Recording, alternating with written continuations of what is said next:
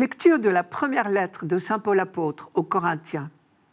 Frères, le Christ est ressuscité d'entre les morts, lui premier ressuscité parmi ceux qui se sont endormis. Car la mort étant venue par un homme, c'est par un homme aussi que vient la résurrection des morts. En effet, de même que tous les hommes meurent en Adam, de même c'est dans le Christ que tous recevront la vie, mais chacun à son rang. En premier le Christ, et ensuite lors du retour du Christ, ceux qui lui appartiennent. Alors tout sera achevé, quand le Christ remettra le pouvoir royal à Dieu son Père, après avoir anéanti parmi les êtres célestes toute principauté, toute souveraineté et puissance. Car c'est lui qui doit régner, jusqu'au jour où Dieu aura mis sous ses pieds tous ses ennemis.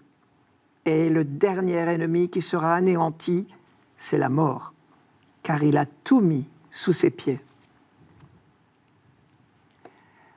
Le jour où nous célébrons l'Assomption de la Vierge, la liturgie nous propose une méditation de Paul sur la résurrection du Christ opposée à la mort d'Adam.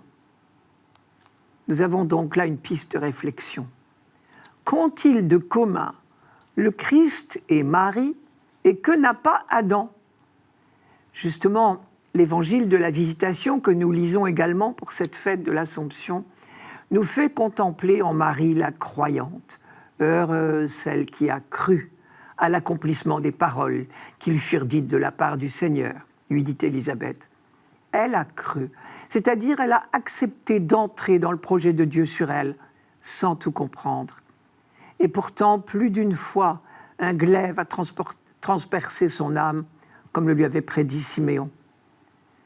Ce qui résume le mieux son attitude, c'est peut-être sa phrase « Je suis la servante du Seigneur ». Elle accepte tout simplement de mettre sa vie au service de l'œuvre de Dieu. Depuis toujours, dans la Bible, on avait compris que c'est la seule chose qui nous soit demandée, être prêt à dire « me voici ». Abraham, Moïse, Samuel, sollicités par Dieu, avaient su répondre ainsi.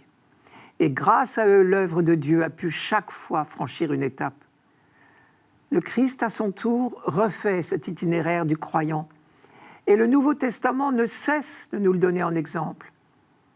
Et s'il nous enseigne à dire dans Notre Père que ta volonté soit faite, c'est bien parce que c'est son principal souci. Et quand l'auteur de la lettre aux Hébreux résume toute la vie de Jésus, il écrit « En entrant dans le monde », c'est-à-dire dès son entrée dans le monde, le Christ dit « Voici, je suis venu pour faire ta volonté ».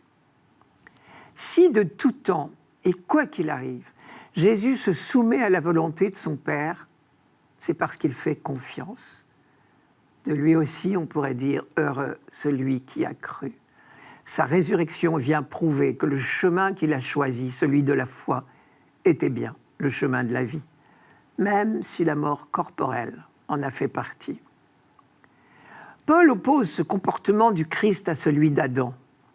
Adam est celui à qui tout est proposé, l'arbre de vie, comme aussi la maîtrise sur la création. Mais il se méfie, il ne croit pas à la bienveillance de Dieu. Il refuse de se soumettre au moindre commandement. Le propos de Paul n'est pas de nous dire ce qui se serait passé si un certain Adam n'avait pas péché. Son propos, c'est de nous rappeler qu'il n'y a qu'un seul chemin qui mène à la vie, c'est-à-dire à l'entrée dans la joie de Dieu. À partir du jour où Adam se met à douter de Dieu, il tourne le dos à l'arbre de vie.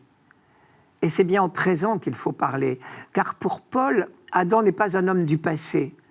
Il est un type d'homme, comme disent les rabbins. Chacun est Adam pour soi. On comprend mieux du coup la phrase de Paul. C'est en Adam que meurent tous les hommes. C'est-à-dire, c'est en nous comportant comme Adam que nous nous éloignons de Dieu et que nous nous coupons de la vie véritable qu'il veut pourtant nous donner en abondance. À l'inverse, choisir comme le Christ le chemin de la confiance, quoi qu'il arrive, c'est faire un pas sur le chemin de la vraie vie. Comme dit Jésus dans l'évangile de Jean, la vie éternelle, c'est qu'ils te connaissent, toi le seul vrai Dieu, est celui que tu as envoyé, Jésus-Christ. Or, connaître, en langage biblique, c'est croire, aimer, faire confiance. Comme le dit Paul, c'est dans le Christ que tous revivront, c'est-à-dire en nous greffant sur lui, en adoptant le même comportement que lui. Peut-être le mystère de l'Assomption de Marie peut-il nous aider à entrevoir un peu le projet de Dieu quand l'homme ne l'entrave pas. Marie est pleinement humaine, mais elle n'a jamais agi à la manière d'Adam. Elle connaît le destin que tout homme aurait dû connaître s'il n'y avait pas eu la chute. Or, elle a connu, comme tout homme, toute femme, le vieillissement. Et un jour, elle a quitté la vie terrestre. Elle a quitté ce monde tel que nous le connaissons. Elle s'est endormie pour entrer dans un autre mode de vie auprès de Dieu. On parle de la dormition de la Vierge. On peut donc affirmer deux choses. Premièrement, notre corps n'a jamais été programmé pour durer tel quel éternellement sur cette terre. Et nous pouvons en avoir une idée en regardant Marie. Elle, la toute pure, pleine de grâce, s'est endormie. Deuxièmement, Adam a contrecarré le projet de Dieu. Et la transformation corporelle que nous aurions dû connaître, la dormition, est devenue mort avec son cortège de souffrance et de laideur. La mort, telle que nous la connaissons, si douloureusement, est entrée dans le monde par le fait de l'humanité elle-même. Mais là où nous avons introduit les forces de mort, Dieu peut redonner la vie. Jésus a été tué par la haine des hommes, mais Dieu l'a ressuscité. Lui, le premier ressuscité, il nous fait entrer dans la vraie vie, celle où règne l'amour.